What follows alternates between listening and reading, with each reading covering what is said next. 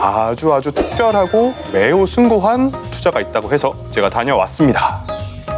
재산의 일부 혹은 전체를 상속 대신에 기부하는 것을 의미합니다. 유산을 기부해요? 경제적으로 오히려 기부를 하는 게 더 큰 이익인 경우도 있기는 합니다. 그래요? 그게 어떻게 가능한 건지 영상을 통해서 만나볼까요? 만나보시죠. 네.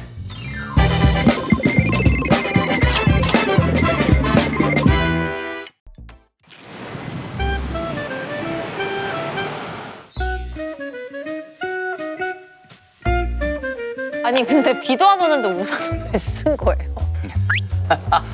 제가 찾은 이곳 대한민국 대표 아동복지 전문기관 초록우산입니다. 제가 이곳을 찾은 이유는요, 한국에서 가장 거대하고 특별한 돈의 흐름이 이곳으로 흐르고 있기 때문인데요.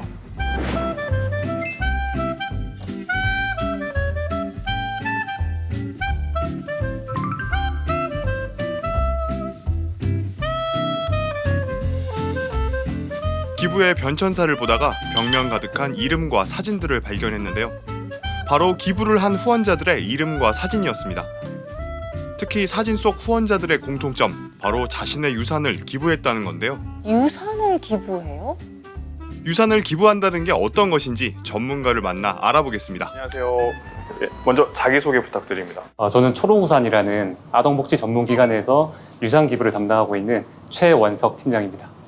유산 기부가 뭔지, 어떤 분들이 주로 하시는지 좀 설명해 주실 수 있나요? 네, 일반적으로 유산 기부를 하면 재산의 일부 혹은 전체를 상속 대신에 공익 목적으로 기부단체에 기부하는 것을 의미합니다. 유산을 상속하지 않고 기부하는 거군요. 1인 가구분들이나 혹은 자녀가 있으시더라도 상속이나 증여 과정에서 일부를 사회에 환원하고 싶으신 분들이 많이 문의를 주고 계십니다. 아 전체도 할 수 있고 일부도 할 수 있고. 통계에 따르면 2023년도 기준으로 유산 기부 모금액은 대략 한 4,766억 정도쯤이 추정되고 있습니다.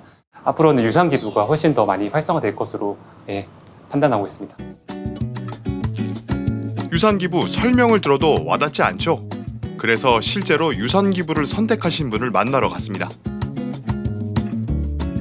평생 모은 재산을 기부하기로 한 김연아 씨, 어떤 계기로 기부를 하게 됐을까요?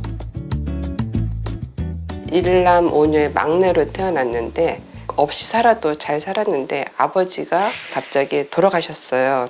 고등학교 3학년 때 졸업하자마자 계속 장사를 하고 장사가 사업화가 돼갖고 이렇게 돈을 벌었으니까 너무 부자가 된 것 같은 교만함? 그래서 이제 사기를 당한 거예요. 이렇게 망할 바에야 좋은 일이나 할 걸. 지금부터 열심히 벌어서 기부를 하자고 해서 이후 삶을 되돌아보게 됐다는 김연아 씨. 어느 날 TV를 시청하다가 유산 기부를 알게 됐다는데요. 하지만 나의 재산 전부를 기부하는 건 쉬운 일은 아니죠. 전 재산을 기부한다는 건 쉽지 않죠. 쉽지 않은 결정이죠. 없었다 그러면 사람이 아니죠. 그건 천사죠. 할까 말까 약간의 망설임은 있었지만 내일 죽는다고 생각하니까 오늘 여기다 하고 가자. 근데 그 선택한 순간부터 지금 이 순간까지 너무 행복해요. 제가 어릴 때부터 누군가한테 이렇게 힘을 받는다는 게 있었으면 더 잘했을 텐데 그 과정을 겪다 보니까 어린이들이 잘 커야 이 사회가 잘 큰다. 맞는 말씀이시죠. 지당한 말씀이죠, 정말. 그들이 또 자식을 낳으면 그들도 기부를 할 거예요. 자기가 받아봤기 때문에. 저는 단순히 기부를 좋은 일이라고 생각하지 않습니다. 이건 미래에 우리나라에 대한 큰 투자입니다. 작은 이 보탬이 힘이 됐으면 좋겠어요. 김연아 후원자님의 이야기는 나의 마지막은 어때야 되는가라는 깊은 울림을 줬는데요. 하지만 여전히 어렵고 나와는 먼 얘기처럼 느껴지는 게 사실입니다. 그래서 유산기부 상담부터 신청까지 직접 해보겠습니다. 안녕하세요. 네. 저 오늘 유산기부를 상담하러 왔는데 네. 좀 도와주시겠어요? 너무 잘 오셨습니다. 네, 한번 자리에 앉으실까요? 네. 가장 먼저 이 초록우산의 유산기부 이 신청을 하려면 가입 절차, 상담 절차 어떻게 되는 겁니까? 일단은 1차적으로 초록우산에 유산기부가 어떻게 할 수 있는지 문의를 주시면 저희가 그분을 직접 뵙고 유산기부 후원자로 등재하여 애워드리고 있습니다. 나의 유산이 어디에 어떻게 투명하게 쓰이는지 상당히 궁금할 거 아니에요. 이거 어떻게 확인할 수 있나요? 평소에 교육에 관심이 많으셨던 후원자님 같은 경우에는 내 유산을 정말 인재 양성 아이들을 위해서 사용을 해달라고 하시는 분도 계시고요. 장학금 뭐 이렇게. 네, 네. 맞습니다. 지금 집행되는 사례 같은 경우에는 고인이 생전에 거주했던 지역아동센터나 그런 시설들을 개보수해주는 그런 사업도 진행되고 있고요. 고인이 원하시는 어느 지역에서든 뜻을 위해서 좀 사용하고 있습니다. 최근에 유산 기부가 늘어나고 있다고요? 맞아요. 재단 유산기부 기준으로 보면요. 2023년 후원자 수가 79명에서 지난해 109명으로 조금씩 늘어나고 있고요. 올해 같은 경우는 8월 말 기준으로 138명으로 짧은 기간에 참여자가 계속 늘고 있어요. 결국엔 이게 유산 기부에 대한 관심이 사회적으로 높아지고 있다는 증거로 볼 수 있습니다. 인식이 또 많이 변화되고 있는 것도 사실이고요. 네. 이렇게 유산 기부가 늘어나는 또 특별한 이유가 있을까요? 사회 구조의 변화가 가장 큰 배경으로 꼽히고 있습니다. 음. 일단은 고령화가 빠르게 진행되면서 네. 내가 떠난 뒤에 남겨진 재산을 어떻게 관리해야 되지, 어디에 써야 될지 이런 걸 고민하는 분들이 이제 많아지게 된 겁니다. 또 내 인생을 마감한다라고 할 때 아름답게 마무리하고 싶다라는 그런 생각들이 퍼지면서 이제 나눔이 곧 삶의 가장 숭고한 마무리다라는 생각들도 좀 자리 잡고 있는 것 같습니다. 마지막으로는요, 유산 기부를 통해서 절세 혜택도 받을 수 있다. 요 점이 또 알려지면서 유산 기부가 늘어나고 있다. 이렇게 볼 수가 있겠습니다. 절세 혜택이란 말이 귀에 딱 꽂힙니다. 그게 어떻게 가능한 건지 영상을 통해서 만나볼까요? 만나보시죠. 네. 이제 유산 기부가 정확하게 어떻게 절세가 된다는 건가요? 상속세는 상속 재산의 총액, 즉 과세 가액을 기준으로 부과가 됩니다. 만약 유산 기부를 하시게 되면은 그 유산 기부만큼의 공제가 되기 때문에 그만큼 상속세 비율이 줄어든다고 보시면 됩니다. 최근에 기억나는 사례가 있는데요. 부모님께서 돌아가시면서 평생 살아오신 아파트를 자녀분들에게 남기고 가셨습니다. 네. 이걸 어떻게 하면 의미 있게 또 사용을 할 수 있을까 하다가 그 아파트가 현재 리모델링이 돼서 정말 장학생들을 위한 기숙사로 지금 활용이 되고 있습니다. 이번 사례를 보시면은 그런 상속세 부담을 좀 완화하면서도 또 부모님의 의지를 이어서 뜻깊게 사용한 사례라서 굉장히 인상 깊게 느끼고 있습니다. 자, 잘 봤습니다. 하지만 아무것도 모르겠습니다. 사실 잘 이해가 안 되거든요. 구체적으로 어떤 세금 혜택이 있는 건가요? 여러분 그 생각보다 상속세가 상당히 크다는 사실을 알고 계세요? 많게는 50%까지도 부담을 해야 되는데 네. 그런데 기부를 하면 상속받은 것이 아닌 재산이 돼서 상속세를 내지 않아도 됩니다. 그러니까 상속을 받지 않은 금액이니까 이건 포함이 되지 않는다 이거죠? 쉽게 설명드리면요. 상속이 오늘 발생했다라고 하면 그날로부터 10년 전까지의 모든 재산 거래를 다 조사를 합니다. 네.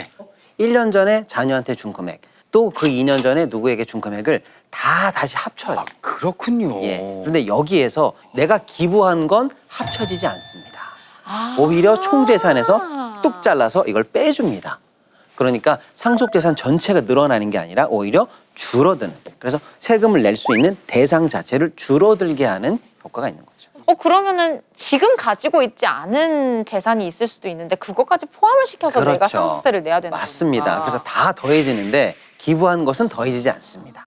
그런데 이 상속세를 줄이려고 아예 상속을 포기하면서까지 기부하지는 않을 거 아니에요. 일부 케이스이긴 합니다만은 경제적으로 오히려 기부를 하는 게 더 큰 이익인 경우도 있기는 합니다. 그래요? 상속세는 6개월 안에 상속 신고서를 제출하고 세금을 현금으로 납부를 해야 됩니다. 예를 들어서 유산으로 부동산이나 비상장 주식을 물려받았다라고 생각을 해볼게요. 대략 한 14억 정도 세금이 나온다라고 생각해 보시죠. 당장 14억 현금이 있으면 다행인데 없으면 어떻게 해요? 헐값으로라도 네. 집값을 팔아야 내려서 헐값으로라도 집을 팔아야 되는 압박이 가해지게 됩니다. 비상장 증권인 경우에는 아예 거래가 없는 경우도 있죠. 그렇죠. 이런 경우 만약에 6개월을 넘기게 되면 어떻게 되느냐? 20% 이상의 가산세가 붙게 돼요. 그야말로 세금 폭탄일 수도 있는 거죠. 이런 경우에 차라리 상속세 전체를 줄이기 위해서 기부를 택하는 편이 오히려 도움이 되는 경우도 있습니다. 유산기부 가입 절차도 어렵지 않고 미래에 투자한다 생각하니 서약서를 쓰는 펜도 가벼웠습니다.